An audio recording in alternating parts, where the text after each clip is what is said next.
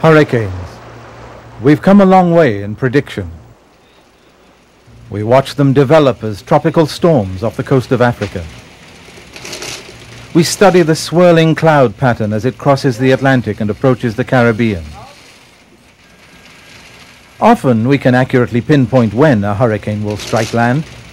It is more difficult, however, to know just where it will strike.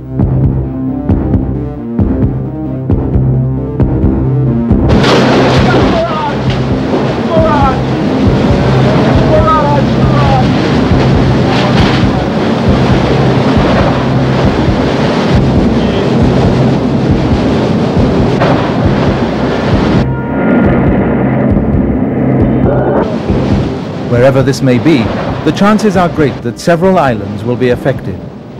And often, in smaller islands, a major hurricane will cause a nationwide disaster.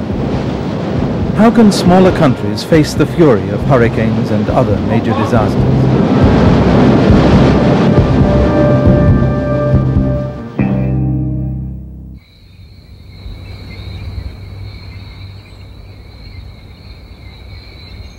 I must say that I've never seen anything like this in my whole life. I've lost everything that I've got. And I mean, it's island-wide. I mean, everything has been diminished completely. There's nothing left. Well, my house is gone, right? I get my hand here out.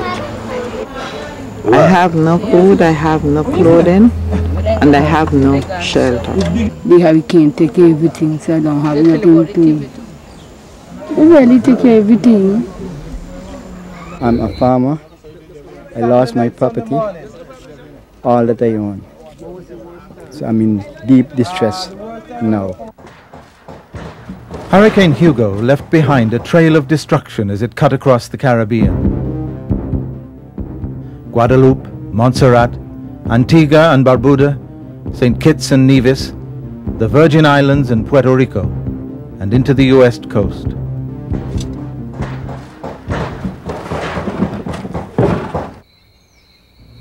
The damages were impressive. The main hospital in St. Kitts and Nevis suffered serious damage and was partially evacuated. Well, after the ravages of Hurricane Hugo, we experienced quite a lot of difficulties in the Ministry of Health. Particularly, there was damage to our General Hospital, JNF Hospital at Springfield, and we have suffered there some $1.5 million worth of damage, mainly to the roof of the hospital, which was severely battered during the hurricane. Guadeloupe and the British Virgin Islands sustained heavy losses to agriculture and housing. Although Antigua and Dominica were spared the storm's full strength, healthcare facilities, housing and crops suffered greatly. The damage left by Hugo was comparable to other major hurricanes in the region. Gilbert in southeast Jamaica in 1988, David, which lashed the Dominican Republic and Dominica in 1979, Flora in 1963 in Haiti. To illustrate how major disasters affect small countries, let's use Montserrat, a small island of 12,000 people, as an example. Hurricane Hugo absolutely devastated Montserrat. Although only 10 deaths were directly attributed to the hurricane, this was truly a total disaster. Well, this hurricane was quite the most catastrophic that we've had in Montserrat. Montserrat is not an island which is normally visited by hurricanes. We haven't had a serious hurricane here for a generation. We tend not to take hurricanes seriously, but this one we could see was coming straight for us. When we got down into the township itself, we began to see the order of damage that had been suffered. We are now able to assess that something like 99% of all the buildings received some form of damage. 20% of the homes were completely destroyed. Another 50% were severely damaged. The island's only hospital, the Glendon Hospital, lost its roof. In Montserrat, Hurricane Hugo was truly a countrywide disaster. In my estimation, about 90% or more Montserratans are homeless right now. Everybody house in Montserrat have some damage, and severe damage. And I've never seen nothing like this in my life. I've heard of hurricanes, but I've never seen anything like this.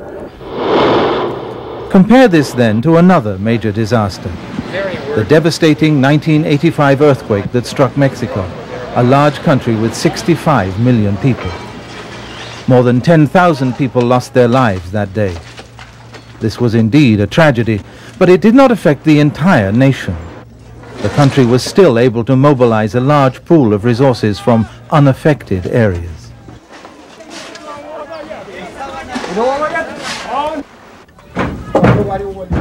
Montserrat's plight is not unusual in the Caribbean. The next major hurricane will severely affect some island nations. With the exception of Trinidad and Tobago and Jamaica, the islands of the English-speaking Caribbean have a surface area that ranges from 85 to 2,000 square miles. Considering that a large hurricane extends over a 10,000 square mile area, small islands that lie in the direct path of a major hurricane are bound to sustain severe damages nationwide. And from the size of the hurricane, even if it didn't pass directly over us, we were going to get a pretty rough hit, because the northern parameters, or the parameters of the hurricane, was so wide and so large that it had to include Montserrat at some point in time. What can the countries of the Caribbean do? Preventing damages should be the first priority. Prevention measures are those that lessen the physical impact of a disaster. Hurricane Hugo severely damaged the recently built Glendon Hospital in Montserrat. This is significant, considering that it is the only state hospital. Fortunately, some areas of the hospital were more resistant than others. Today, prevention measures exist that can lessen the damage caused by hurricanes. The Caribbean Uniform Building Code, known as CUBIC, was produced and promoted under the leadership of the Caribbean Community, CARICOM. This building code offers clear guidelines that will help to ensure that shelter and critical buildings, such as hospital, will resist hurricanes and other disasters. Patient areas should receive special attention, but equipment must not be neglected. In some countries, medical supplies were lost during Hurricane Hugo because storerooms were not hurricane resistant. We know that hurricanes will continue to cause serious damage and health problems in the coming years. And so prevention alone is not enough. National preparedness is also essential. Preparedness measures accept the inevitability of natural disasters, but they are designed to organize and facilitate a prompt and effective response. Maintaining a state of preparedness year after year is a challenge. It is not uncommon for island nations to experience long periods of calm between disasters. This dims the collective and institutional memory. Then, too, as certain islands are miraculously spared once again, people come to believe that this is due to the grace of God, who will certainly not let them down the next time. So why worry? Hope we wouldn't have this again in my lifetime. But if you come, what could we do? You pray, you pray, you pray. Nothing doing. Just wind and rain and gushing and all sounds coming in, wind and rain. There are no reasons to neglect preparedness. But these are real constraints that face emergency managers who must enlist the help of both politicians and the media to continuously remind the population of the region's vulnerability to disasters. Preparedness takes different forms.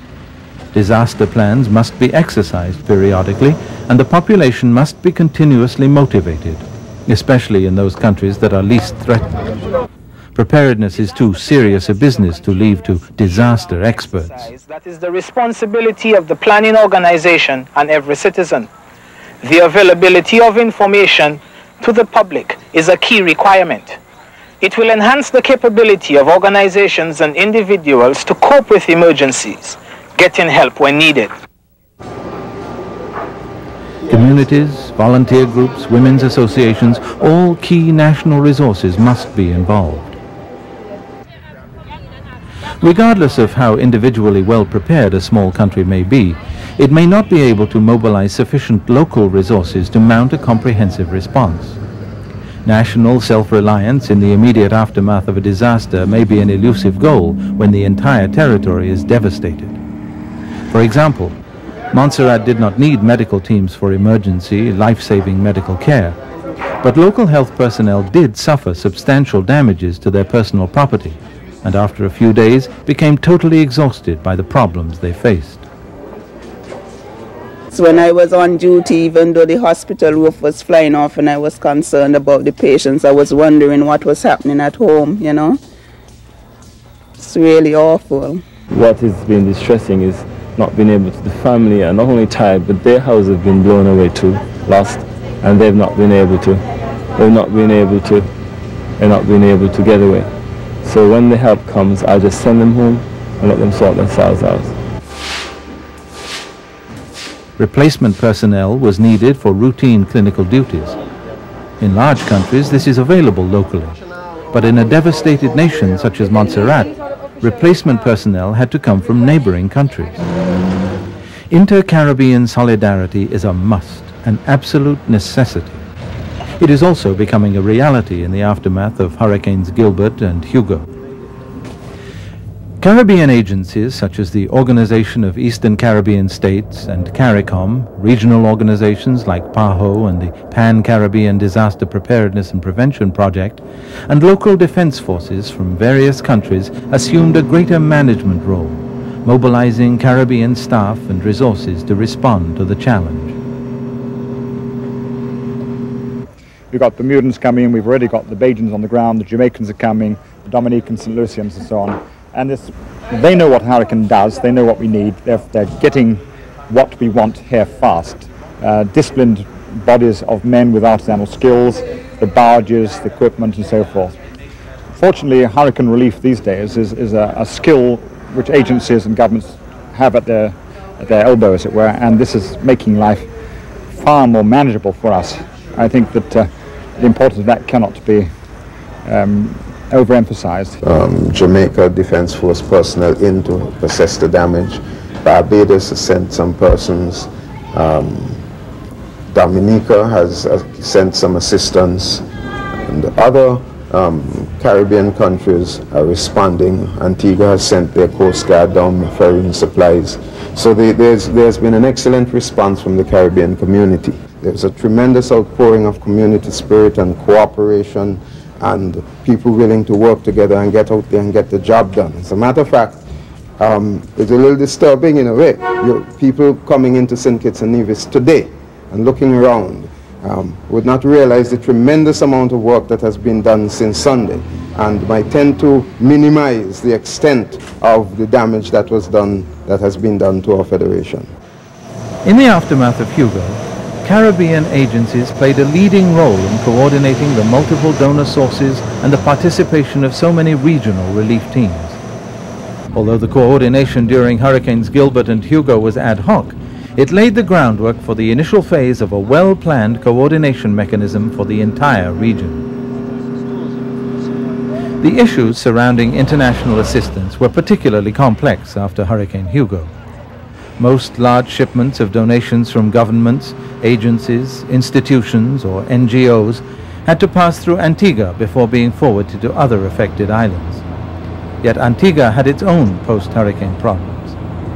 This is sure to place an added burden on an inter-country mechanism to assist neighbors first, but it is not insurmountable. I believe we have had a good response from our CARICOM partners, bearing in mind, of course, that several islands were hit. I think that is one of the tragedy about this particular Hurricane Hugo.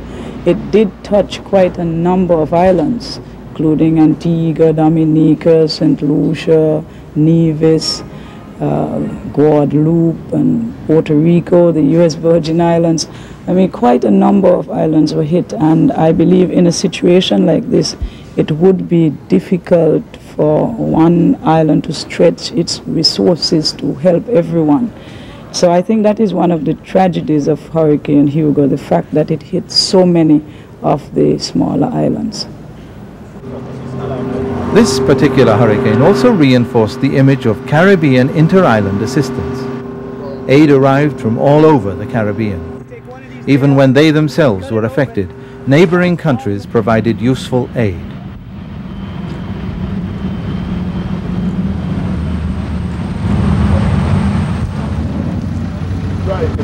Quantity alone does not determine what is most useful. It is the appropriateness of the donations. And neighbors are in the best position to know the reality in a disaster-stricken country. The UN has declared the 1990s as the International Decade for Natural Disaster Reduction. The International Decade is a time for increasing the awareness of individuals, the community, and politicians about the ever-present risk of natural hazards. No single measure by itself is enough to reduce the impact of disasters on the Caribbean. Well, the first thing I would say is never ever underestimate the extent of the power of a hurricane.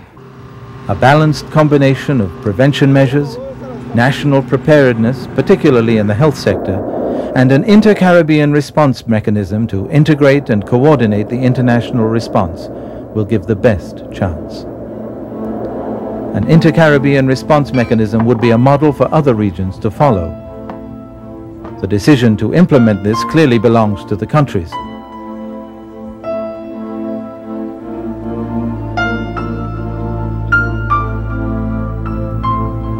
Can they afford not to?